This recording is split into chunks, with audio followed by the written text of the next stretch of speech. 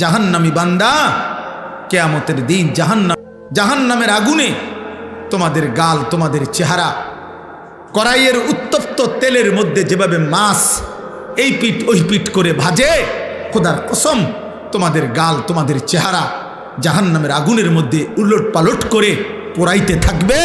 আর নাফরমান শুধু চিৎকার করবে আর বলবে, ইয়াকুলুনা ইয়া লাইতানা আতানা আল্লাহ ওয়া আতানার রাসূলা, হায় আমার আফসোস মন্দ কপাল, আমি যদি আল্লাহ এবং রাসূলের আনুগত্য করতাম।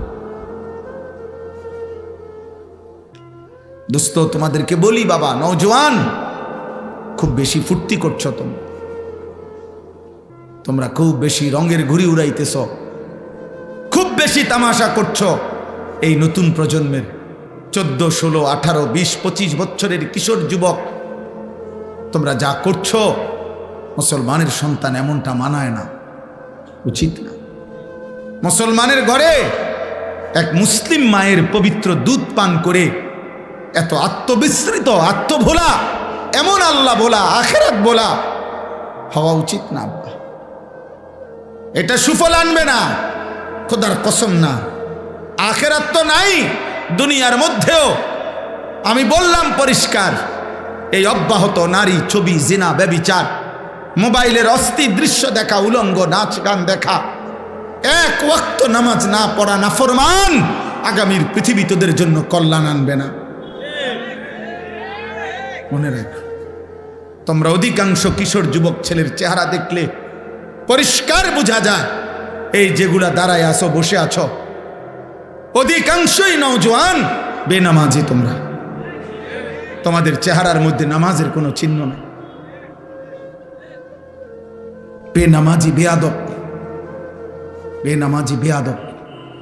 আসমানের নিচে জমিনের উপরে বেনামাজির চাইতে নিকৃষ্ট কোনো বেয়াদব আর কেউ নেই। যার কপালে সেজদা নাই সে পৃথিবীর যেই কোনো নিকৃষ্ট জানোয়ারের চাইতেও নিকৃষ্ট। জানোয়ার এজন্য সেজদা দেয় না, কারণ কোনো জানোয়ারের উপরে সেজদার হুকুম নাই। মানুষ নামের এই জানোয়ারকে আল্লাহ সেজদা দিতে বলছে, অথচ সে সেজদা দেয় না, এই জন্য এইটা জানোয়ারের চাইতেও নিকৃষ্ট। কুত্তা এই জন্য সেজদা দেয় না, কুত্তার উপরে সেজদার বিধান নাই। শূকর এই জন্য সেজদা দেয় না, শূকরের উপরে সেজদার বিধান নাই। ছাগল, গরু এই জন্য সেজদা দেয় না, তাদেরকে আল্লাহ সেজদা দিতে বলে নাই। আব্বা তোমারে বলছে, তোমারে বলছে বাপ। এই জন্য আসমানের নিচে জমিনের উপরে আল্লাহর কোরআনে আল্লাহ বলছে, ফাখালাফা মিন বাদিহিম খালফুন, সর্বনিকৃষ্ট মানুষ। কোরআন শরীফের আয়াত, সবচেয়ে নিকৃষ্ট মানুষ আল্লাহ বলছে কারা? আল্লাহ বলছে আদাউস সালাহ, এক, যারা তাদের নামাজ নষ্ট করে। দুই, ওয়াত্তাবাউস শাহওয়াত, যারা তাদের শাহওয়াত, মনের হারাম চাহিদা, কুবাসনা, মনের চাহিদা শুধু পূরণ করে, আল্লাহর বিধান, রসুলের বিধান, হালাল হারামের বিধান কোনো পরোয়া করে না। খোদার কসম আল্লাহ বলছে তারা সর্বনিকৃষ্ট প্রজন্ম, ওরা নিকৃষ্ট, নিকৃষ্ট, নিকৃষ্ট, নিকৃষ্ট বেটা। অতএব বেনামাজি ছেলেরা, তোমরা যারা আজকে সারাদিনে এক ওয়াক্ত নামাজ পড়ো নাই, নাফরমান, তুমি চলে গেলে ভালো হয়। যাও এখান থেকে, সরো, যা বেটা নাফরমান, চলে যা বেটা। তোর মতো নাফরমানের ভালোবাসা দিয়ে আমি কি করবো? আমি কি ভোটে দাঁড়াইছি বেটা? আমি কি ভোটে প্রার্থী? আমি কি নির্বাচনের গণসংযোগে আসছি বেটা? তামাশা দেখা কি করবা? হুজুরের কি করবা? মুসলমানের ঘরে এমন নিকৃষ্ট সন্তান কেমনে হইলা? 365 দিনে, খোদার এক বছরে কোনোদিন ফজরের নামাজ পড়লা না, এত বড় জানোয়ার কেমনে হইলা? এত বড় জানোয়ার হইলা কেমনে? তোর মা তোকে দুধ পান করায় নাই? তোর মা তোকে আল্লাহ চিনায় নাই? তোর বাপ তোকে বলে নাই? তোর মক্তবের হুজুর তোকে বলে নাই? তোদের গ্রামের মসজিদে আজান হয় না? তোদের পাড়ায় মহল্লায় তোর সামনে আর কেউ নামাজ পড়ে না নাফরমান? তুই মুসলমানের ঘরে ঘুমাস না বেটা? তোর কোনো অভিভাবক নাই বেটা? হ্যাঁ, সিনেমার ওই নর্তকী তোর অভিভাবক বেটা? মোবাইলের ওই উলঙ্গ নারী, ফুটবলের খেলোয়াড়, ক্রিকেটের খেলোয়াড়, ইউরোপ আমেরিকার কোনো বেঈমান? বলো আব্বা। জন্ম মুসলমানের ঘরে, চুল রাখলা কেন বেঈমানের মতো করে? তোর আব্বা ভুলে গেলি কেন বেটা? এই নাফরমান, বাপ ভুলে গেলে তার পরিচয় থাকেনি বেটা। বল বেটা, একটা ছেলে বল, এই চুল কার মতো রাখছ বেটা? মাথা নোয়াইলে কি হবে বেটা? মুসলমানের ঘরে জন্ম নিছ কিনা বেটা? দাঁড়ায় বল বেটা।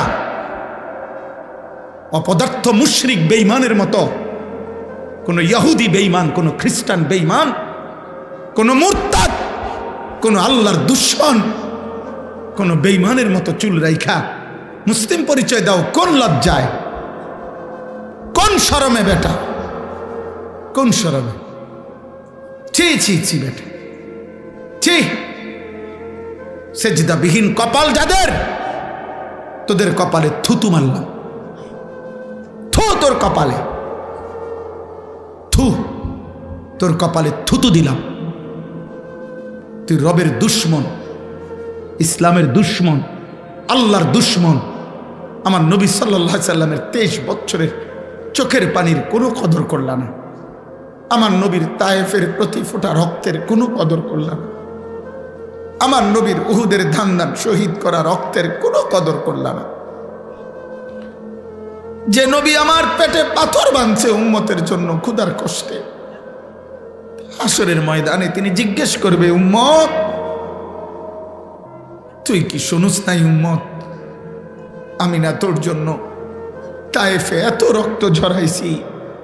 মক্কার কাফের বেটা, নবীজির রক্ত মাখা তায়েফের রক্তাক্ত দেহ, মক্কার সবচেয়ে বড় কাফের উতবা, নবীর বড় দুশমন ছিল যে ব্যক্তি মৃত্যু পর্যন্ত, আবু জেহেল আবু লাহাবের সাথে উতবা নামে এই কাফের সর্দার সর্বপ্রথম আমাদের নবী সাল্লাল্লাহু আলাইহি সাল্লামকে তায়েফ থেকে নবী যখন ফিরে আসছে মাঝ পথে, রক্ত মাখা দেহ তখনও মুছে নাই।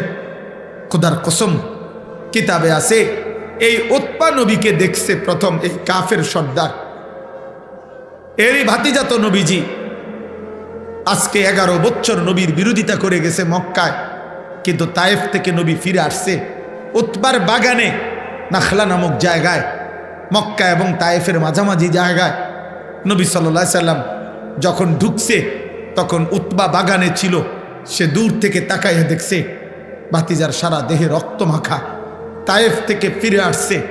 আল্লাহর কসম কিতাবে লিখছে, সে তো কালেমা পড়ে নাই, কিন্তু এই কাফের সর্দার নবীজির রক্ত মাখা দেহ দেখা চিৎকার দিয়া কাঁদছে আর বলছে, তায়েফবাসী, আজ 11 বছর আমরা আমাদের ভাতিজার বিরোধিতা করি, কিন্তু কোনোদিন তাকে এভাবে মারি নাই।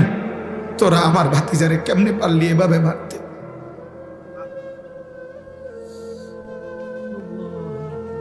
আমার ভাতিজারে কেমনে মারলি? আমার এতিম ভাতিজারে কেমনে মারলি? আর তোদের চেহারা দেখে কি মনে হয় আব্বা? কার মতো চুল রাখলা? অধিকাংশ ছেলে দাঁড়াইলে যদি জিজ্ঞাসা করেন যে সারাদিনে একবার পেশাব করে পানি নিছনি, নাফরমান বলবে না। টয়লেট পেপার চিনুনি না। আল্লাহকে একটা সেজদা দিছুনি না। সারাদিন সারা রাত মোবাইলে শুধু নারী ছবি, উলঙ্গ দৃশ্য, অশ্লীল জিনা ব্যভিচারের দৃশ্য।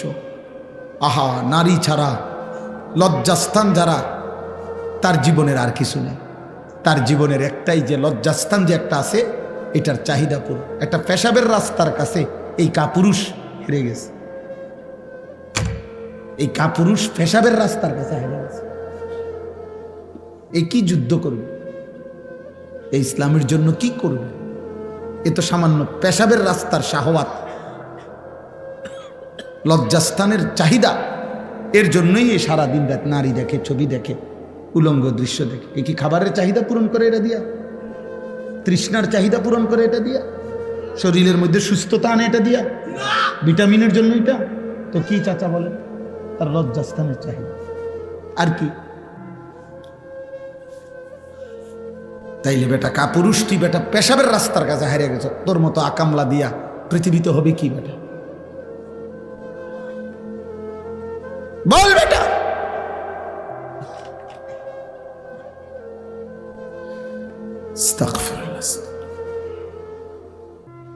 এজন্য ভাবো, আমি বলতে চাইছি এটা, আমি জনপ্রিয়তা বুঝি না, ছোট বড় মাহফিল বুঝি না, অনেক লোক হয়েছে না কম হয়েছে এটা আমার কিচ্ছু আসা যায় না।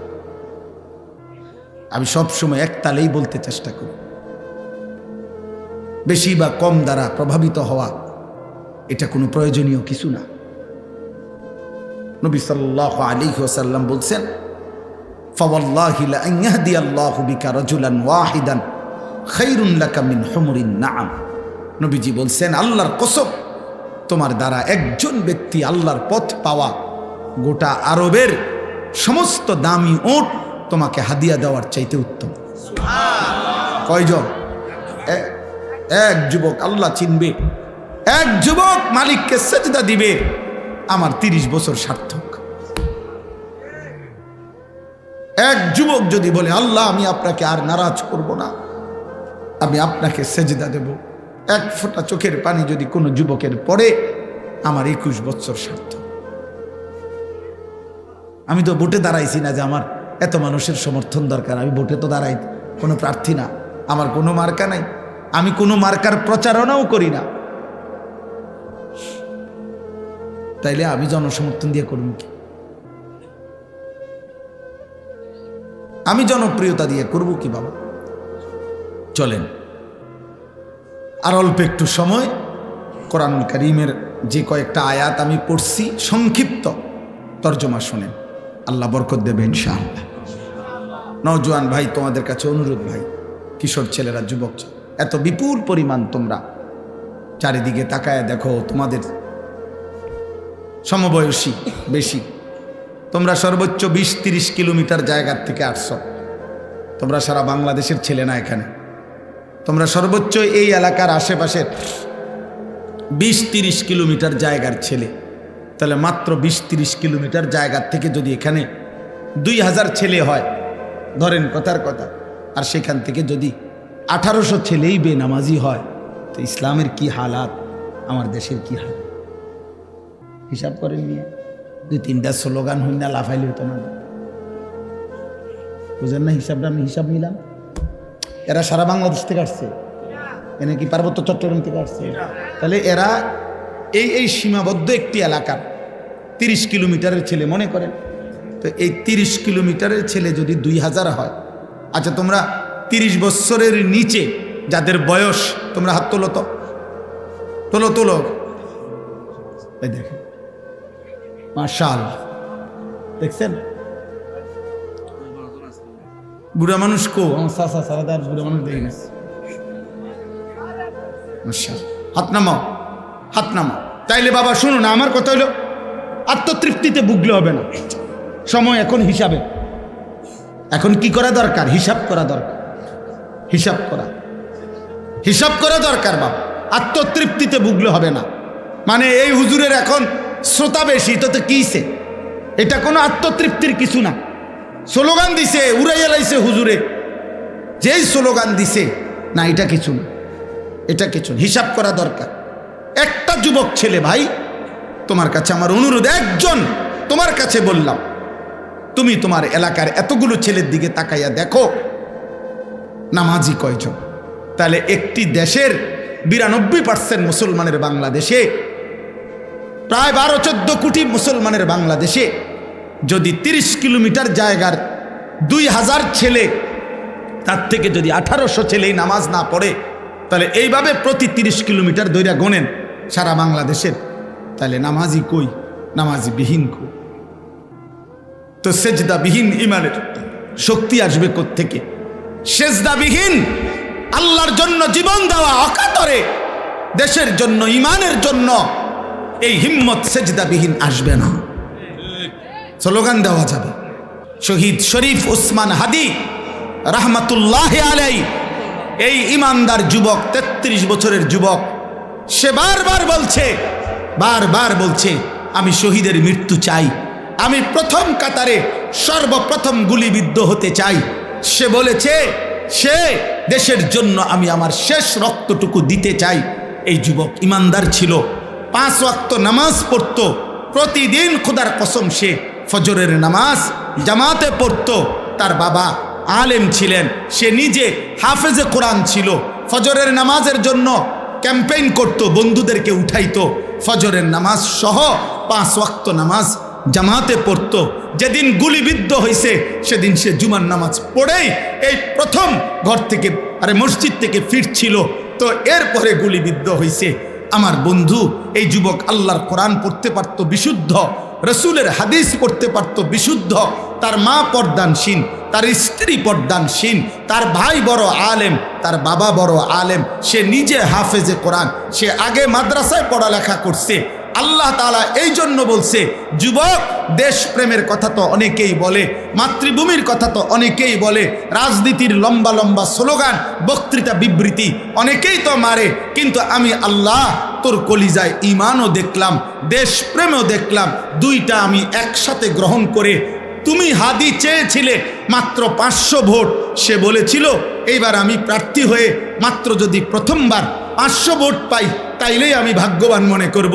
আর শাজিমের মালিক আল্লাহ বলে, তোর ফজরের সেজদার বদৌলতে আমি আল্লাহ 18 কোটি মানুষের সমর্থন তোকে দিয়ে দিলাম, যা। সে চেয়েছে 500 সমর্থন, আল্লাহ বলছে যা 18 কোটি মানুষের সমর্থন যুবক তোমার জন্য দিলাম। কত হাফেজ, কত আলেম, কত মুফতি, কত মুহাদ্দিস, কত ফকিহ, কত পীর, কত বুজুর্গ, কত আউলিয়া, কত হাফেজে কোরআন, তালেবে এলেম, 90 বছরের বুড়া, 4 বছরের বাচ্চা, সবাই এই ইমানদার যুবকের জন্য অঝরে চোখের পানি ফেলে কাঁদছে। কাঁদছি কিনা বলো ভাই? আজকে আমি তার কবর জিয়ারত করছি, আজ আমি তার কবর জিয়ারত করে আসছি 11টা, 11:30টার দিকে। আপনার তখন আরেকটু পরে আপনার তখনও দেখছি অজস্র মানুষ তার কবর জিয়ারত করতেছে। যেই দাঁড়ায় রয়েছে আমি তাকায় দেখলাম সব কাঁদতেছে, সব কাঁদতেছে, সবাই কাঁদতেছে। আমার ভাই, তার তো ব্যাপক কোনো দীর্ঘদিনের রাজনীতি করে নাই, কোনো টাকা পয়সা খরচ করে নাই, কিন্তু তার মধ্যে ইখলাস ছিল, ইমানের মধ্যেও বিশুদ্ধতা ছিল। দেশপ্রেম বলতে যা বলছে, স্বাধীনতা, সার্বভৌমত্ব, আজাদির কথা, মাতৃভূমির স্বাধীনতার কথা, নিরাপত্তার কথা, সে ভারতীয় আধিপত্যবাদের বিরুদ্ধে সে একাই বলেছে। যদি কেউ না বলে আমার প্রতি ইঞ্চি জমিন আমার সীমান্তের হেফাজতে, আমি হাদি একাই বলে যাব। সে প্রমাণ করেছে আমি হাদি একাই বাংলাদেশ। হ্যাঁ, কেউ না থাকুক আমার, আমি বলেই যাব, আমি বলেই যাব।